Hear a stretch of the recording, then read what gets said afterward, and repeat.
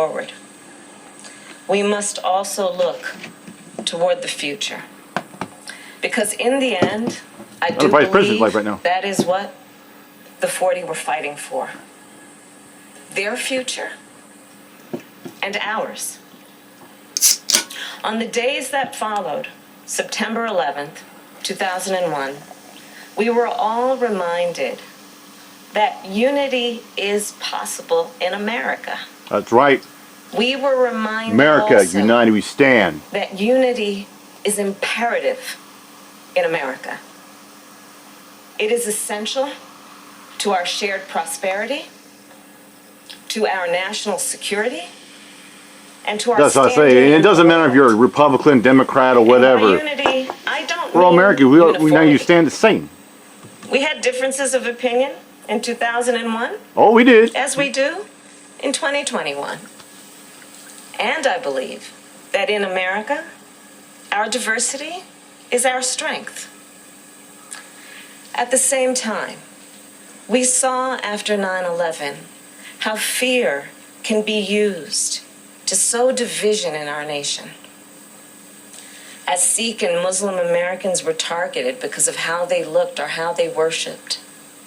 But we also saw, Just like COVID, when COVID hit over last year, how when Asians so were targeted. many Americans, in the spirit of our nation, stand in solidarity with all people and their fellow I remember back in the day when the Muslims like that, people call them terroristic, you know, go back to country. We stand together. Just like when COVID hit, people were calling them And looking coronavirus. back, we remember the vast majority of Americans were unified in purpose to help families heal, to help communities recover, to defend our nation, and to keep us safe.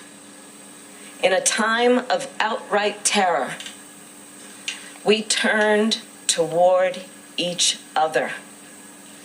In the face of a stranger, we saw a neighbor and a friend. That time reminded us the significance and the strength of our unity as Americans, and that it is possible in America. So, moments from now, we will leave this hallowed place, still carrying with us the pain of this loss, this tremendous loss, and still, the future will continue to unfold. We will face new challenges, challenges that we could not have seen 20 years ago. We will seize opportunities that were at one time unimaginable. And we know that what lies ahead is not certain. It is never certain. It has never been. But I know this. If we do the hard work of working together as Americans, if we remain united in purpose, we will be prepared for whatever comes next. The 40 passengers and crew members of Flight 93, as we all know, they didn't know each other. Most of them didn't know each other. They were different people from different places. They were on that particular flight for different reasons. But they did not focus on what may separate us. No, they focused on what we all share, on the humanity we all share. In a matter of minutes, in the most dire of circumstances, the 40 responded as one. They fought for their own lives and to save the lives of countless others at our nation's capital. After today, it is my hope and prayer that we continue to honor their courage, their conviction, with our own.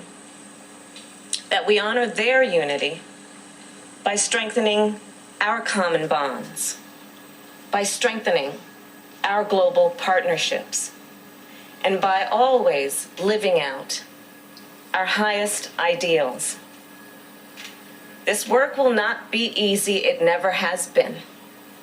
And it will take all of us believing in who we are as a nation.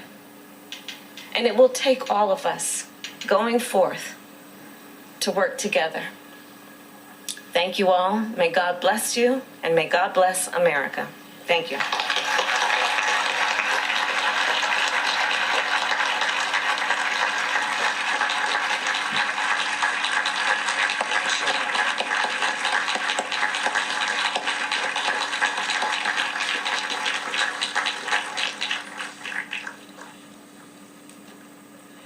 Thank you again, Madam Vice President. Shanksville, Pennsylvania has now heard from the former President of the United States, George W. Bush, and from Vice President Kamala Harris, trying to soothe 20 years of hurt at that beautiful memorial. Yeah, you know what's so amazing is both these speeches from, a figure from our past, obviously President George W. Bush, and a figure from our present and future, Vice President Kamala Harris, got at the same thing. People marching on the street. Ache for unity. And I thought the Vice President made a really important point. She said, unity isn't uniformity. It's just not we all agree on all of the ways to get from here to there. It's still ground zero. It's unity of purpose. And I think that President George W. Bush using the state to rebuke extremism, domestic extremism. Obviously, this White House dealing with the greatest threat to the homeland being that domestic violent extremism threat, goosed by the ex-president is an important moment for the entire country. We were just watching pictures of Dick Cheney, and there he is in the hat. Let's see if we can go back to that. There he is in the center of the picture. More complicated question to ask you is, where does he land in modern American history if that history were to be written on this day? I'm thinking of his daughter as you're asking me that. His daughter, Liz Cheney, has carved out such a relevant role for herself as the truth teller in that House Republican caucus led by none other than Kevin. I'm going to, harass and threaten and be a menace to America's telecom companies to avoid them from getting any phone records around the latest attack. Including Marissa Mayer, who hasn't worked at Yahoo since 2017. Yeah, I mean, there's nothing I think I or anyone could say to change anyone's well-formed views of Vice President Cheney, but I think his daughter is still carving out her space in this battle with extremism and this threat to the American homeland. And I think she becomes a pretty important figure in what the next chapter of fighting extremist threats to the nation's capital and the country will look like. Cheney's personal history is much more complex, and I'm quite certain at this point in his career he would be happy if his daughter Liz was his political legacy. Yeah, and you have to assume that they talk. I mean, George W. Bush certainly talked to his father, George H.W. Bush. The country has changed, though, and I think that these rebukes of the dark forces on a day like today are important, and they have their place. I'm still sort of shaken, though, by the tributes to the people who've lost. I have in front of me the president's speech. George W. Bush said the passengers and crew of Flight 93 must always have an honored place. The intended targets became the instruments of rescue. Yeah. I mean, what an amazing way to think of it. Intended target. They were supposed to be the victims of this terrorist attack, and they likely rescued other targets in Washington, D.C. from a terrorist attack. We dwelled on it at the time, the perverse economy of the attack. 19 people with the most basic of weapons. In addition, as it turns out, the most basic of flight training to bring this mighty country to its knees, however briefly, to leave a gaping hole in the earth here and scar us forever. Forever. And I think the first part of getting back to something that the vice president is talking about, some unity of purpose in some instances, is a useful tribute to those who are not here anymore. It is a useful exercise, but I think Mark Milley said this, the people we lost that day aren't just names or numbers. We remember them today not only for who they were, but for what they would have become. They were irreplaceable to their families, instrumental in their professions, woven into the fabric of their communities, full of life and potential. There's nothing we can say. There is no honoring the people who just went to the office or just got on an airplane and never came home. Right. It's Busboy at Windows in the World and New York City firefighter heading in to save people who, it turns out, were not savable. We have a special guest standing by for us. Retired U.S. Army Colonel Marilyn Wills was in a conference room at the Pentagon when American Airlines Flight 77 crashed into the building's west side. The blast launched her from her chair to the other side of the table. The room went dark, smoke filled the air. Colonel Wills led a small group to a window, one civilian clinging on to her belt. Lieutenant Colonel Wills was awarded the Soldier's Medal for Heroism, as well as a Purple Heart for the injuries sustained during the attack. We are fortunate to have her joining us now, alongside her daughter Priscilla and her husband Kirk.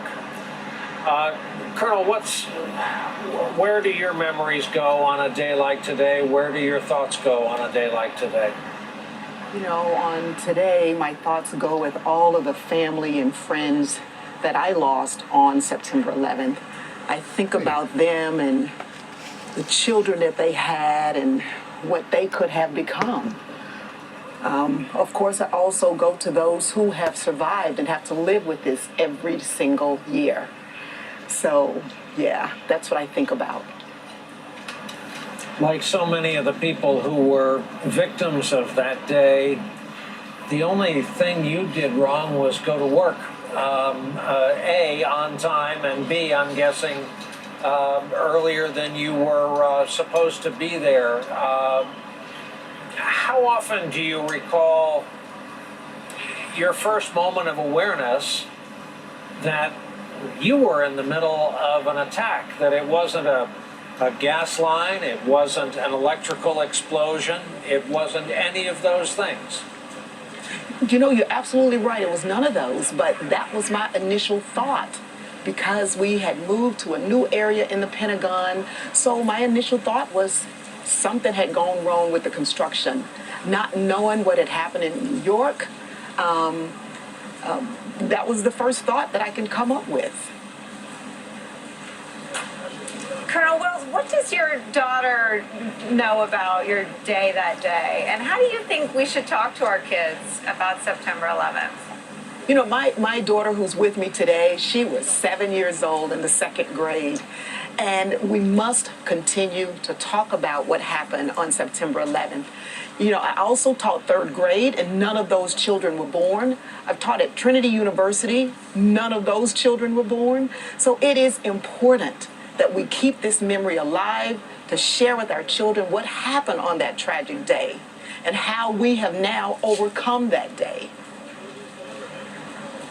The vice president and the former president gave remarks in Shanksville really sounding notes of unity, that it isn't uniformity, it doesn't mean we agree on everything, but this idea of unity of purpose. Do you think we can get back to that? I absolutely think we can get back. If we were to think back 20 years ago, our country was in a place that we don't want to remember, but on September 11th, that brought unity to this country like we've never seen before. I always like to share how my parents drove from Louisiana to Washington, D.C., not paying for anything, because they told the American people that they were coming to Washington to see their daughter who was in the Pentagon. And we can absolutely get back to that. Unity is the word that I want to share. Colonel, talk about how the two wars that were launched in the name of these attacks went on to affect your life, your friends, your family.